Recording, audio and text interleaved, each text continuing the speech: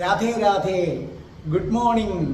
ഭഗവാൻ ശ്രീകൃഷ്ണൻ അർജുനനോട് പറഞ്ഞു, നോക്കൂ അർജുന, എന്നെ കാണുന്നതിന്, എന്നെ ദർശിക്കുന്നതിന് ഇനി ഒരു മാർഗം കൂടിയുണ്ട്. ആദ്യത്തെ മാർഗം നമ്മൾ നേരത്തെ പറഞ്ഞു കഴിഞ്ഞു. അർജുനൻ ഭഗവാനോട് ചോദിച്ചു, അതെന്താണ്? നോക്കൂ, നിരന്തരം എന്നെ എതിർത്തുകൊണ്ടിരുന്നാൽ മതി. അപ്പൊ അർജുനൻ അത്ഭുത ഭാവത്തിൽ നോക്കി. എതിർത്തുകൊണ്ടിരിക്കുകയോ?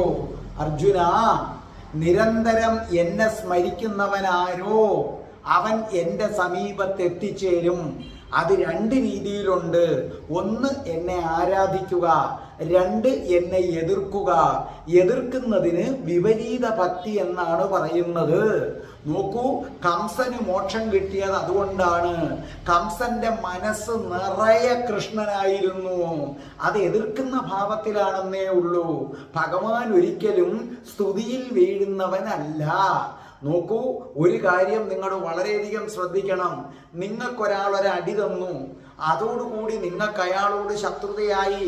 അപ്പോൾ ഒരു തിങ്കളാഴ്ച രാവിലെ നിങ്ങൾക്കൊരാളൊരടി തന്നാൽ അന്നത്തെ ദിവസം മുഴുവനും നിങ്ങളെ അടിച്ച ആ വ്യക്തി തന്നെ ആയിരിക്കും നിങ്ങളുടെ മനസ്സിൽ.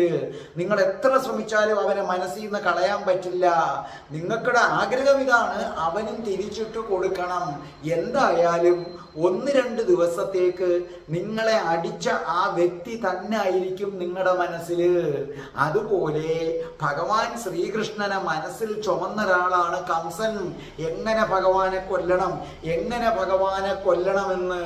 അങ്ങനെ ഭഗവാന്റെ ചിന്തകൾ വന്നതോടുകൂടി അവന്റെ മനസ്സ് പതുക്കെ പതുക്കെ അവൻ പോലും അറിയാതെ പരിശുദ്ധമായി തീർന്നു.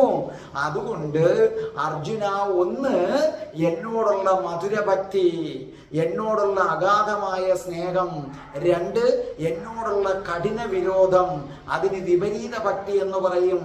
ഏതർത്ഥത്തിലായാലും ഏതൊരുവൻ അവന്റെ മനസ്സിൽ എന്നെ കൊണ്ടു നടക്കുന്നുവോ, അത് സ്നേഹഭാവമാവാം ശത്രുഭാവമാവാം, നിശ്ചയമായും അവന് ഞാൻ മോക്ഷം നൽകും.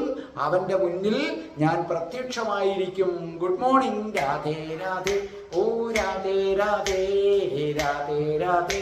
ഓ രാധേ രാധേ.